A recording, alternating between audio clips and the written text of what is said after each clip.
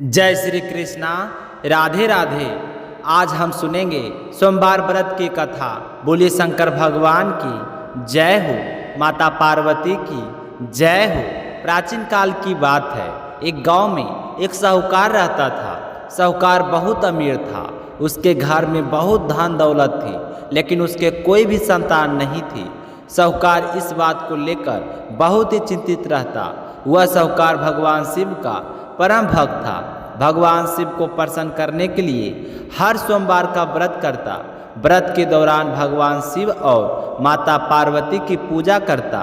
शाम के समय पर दोष काल में शिवलिंग पर दीपक जलाता। साहूकार की इस तरह पूजा अर्चना को देखकर माता पार्वती उस पर प्रसन्न हो गई और उन्होंने भगवान शिव से कहा, हे प्रभु, यह साहूकार आपका परम भक्त है। हर सोमवार को विधि विधान से आपकी पूजा करता है और व्रत करता है। मुझे ऐसा लगता है कि आपको उसकी मनोकामना पूरी करनी चाहिए। जब भगवान शिव ने माता पार्वती की यह बात सुनी तो वे कहने लगे कि हे गौरी, यह संसार एक कर्म क्षेत्र है। जैसे एक किसान अपने खेत में बीज बोता है, कुछ समय बाद उसे एक पेड़ निकल मिलता है, उसी तरह संसार में हर व्यक्ति जैसा कर्म करता है उसे वैसा ही फल प्राप्त होता है। भगवान शिव ने कहा, गौरी, इसके कर्मों के अनुसार इसके भाग में संतान सुख नहीं है। लेकिन माता पार्वती नहीं मानी। उन्होंने भोले भंडारी से दोबारा आग्रह किया और कहने लगी, हे नाथ, आप जो कह रहे हैं बिल्कुल सच है, लेकिन फिर भी आपकी इसकी मनोकामना पूरी करनी चाहिए। यह आपका परम भक्त है। अगर आप अपने भक्तों की इच्छा को पूरा नहीं करेंगे तो आपके भक्त आपकी पूजा आराधना ही क्यों करेंगे। माता पार्वती के बार बार आग्रह करने पर भगवान शिव ने कहा, यह साहूकार बहुत धनवान है, इसके कोई औलाद नहीं है, क्योंकि पुत्र नहीं इसलिए सदैव चिंतित रहता है। इसके भाग में संतान योग नहीं है, पर तुम्हारे कहने पर मैं इसे पुत्र प्राप्ति का वरदान देता हूँ, लेकिन वह पुत्र केवल 12 वर्षों तक जीवित रहेगा। भगवान शिव ने रात्रि में साहूकार को सपने में दर्शन दिए और कहा कि उसे जल्दी ही पुत्र रत्न की प्राप्ति होगी, लेकिन उसका पुत्र दीर्घायु नहीं बल्कि 12 वर्ष में ही उसकी मृत्यु हो जाएगी। यह बात सुनकर साहूकार प्रसन्न भी हुआ और दुखी भी हुआ, लेकिन साहूकार ने भगवान शिव की पूजा अर्चना और व्रत करना नहीं छोड़ा। पहले की तरह व्रत और पूजा करता रहा। कुछ दिनों के बाद साहूकार की पत्नी गर्भवती हो गई। कुछ समय के बाद उसने एक सुंदर बालक को जन्म दिया। बालक के जन्म से साहूकार के घर पर हर्षोल्लास का माहौल बन गया, लेकिन साहूकार बहुत अधिक खुश नहीं था, क्योंकि उसे पता था उसके बालक का जीवन केवल 12 साल का है। लेकिन यह बात उसने किसी को भी नहीं बताई, यहाँ तक कि उस बालक की माता को भी नहीं बताई। जब वह बालक थोड़ा बड़ा हो गया तो साहूकार की पत्नी बोली कि अब हमें इसका विवाह करना चाहिए, लेकिन साहूकार ने मना कर दिया और कहने लगा कि नहीं, अभी मैं इसका विवाह नहीं करूँगा, अभी तो मैं इसे पढ़ने भेजूँगा। साहूकार ने उस बालक को मामा को बुलाया, उसे कुछ धान्य दिया और बालक के साथ काशी जाने को कहा। इसी काशी ले जाओ और वहाँ जाकर इसकी शिक्षा दीक्षा का प्रबंध करो। जब तुम रास्ते में जाओगे तो यज्ञ करते हुए जाना और ब्राह्मणों को भोजन कराते हुए जाना। मामा भांजे ऐसे ही किया। काशी जब जाते समय रास्ते में यज्ञ करते और ब्राह्मणों को भोजन करवाते हुए जाने लगे। रात में पिता ने को किसी नगर में रुके उस नगर के राजा की पुत्री का विवाह था। उसकी पुत्री का विवाह एक ऐसे राजकुमार से हो रहा था जो एक आँख से कान्हा था, यानी उसे एक आँख से दिखाई नहीं देता था। दूल्हे के पिता को इस बात की बड़ी चिंता थी कि अगर राजा को इस बात का पता चल गया कि दूल्हा कान्हा है तो वह राजकुमारी से विवाह के लिए मना कर देगा। जब उसने साहूकार के अति सुंदर पुत्र को देखा तो उसने मन में सोचा, क्यों ना मैं अपने पुत्र के स्थान पर तोरण के बालक इस बालक को बैठा दूं। दुल्हन पक्ष वालों को कुछ भी पता नहीं चलेगा। दूल्हे के पिता ने साहूकार के पुत्र को इस बात के लिए राजी कर लिया।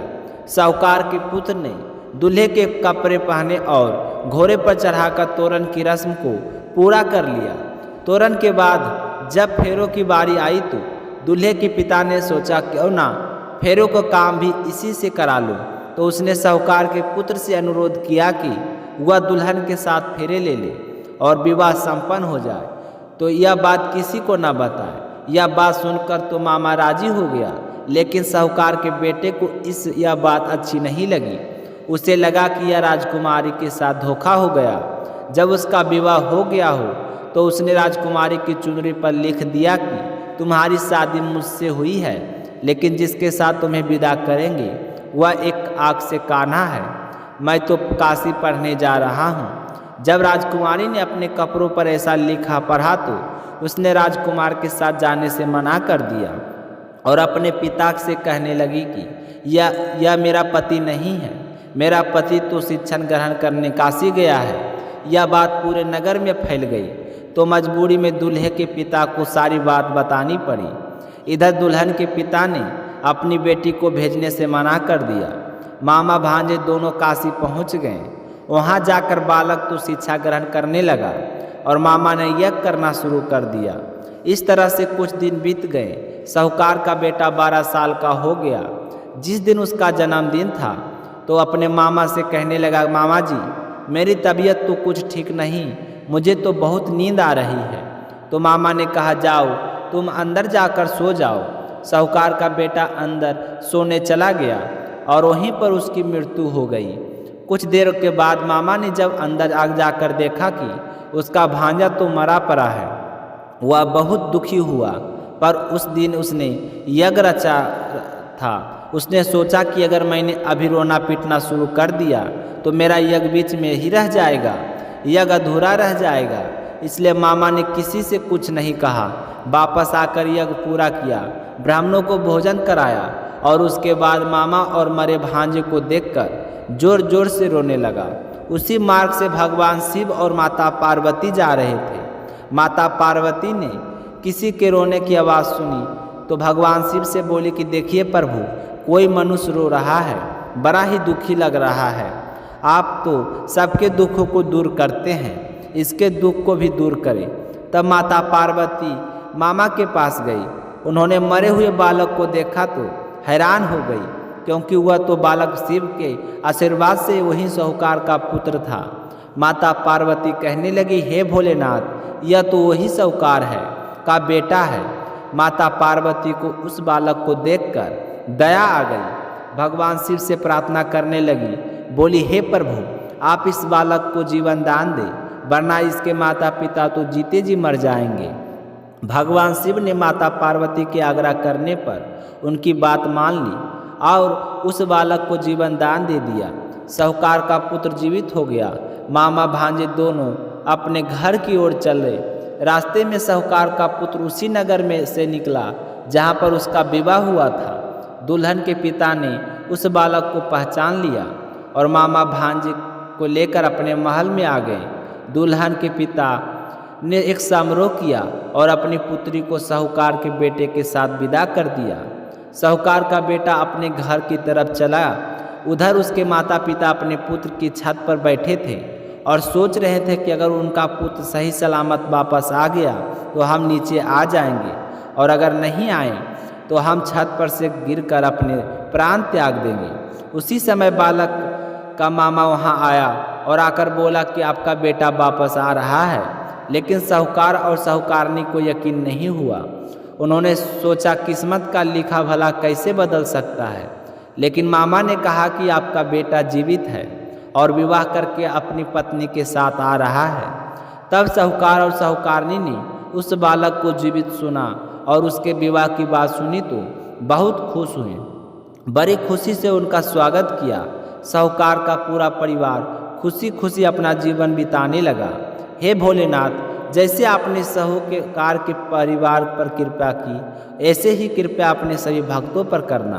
बोलिए श्री शंकर भगवान की जय हो। माता पार्वती की जय हो।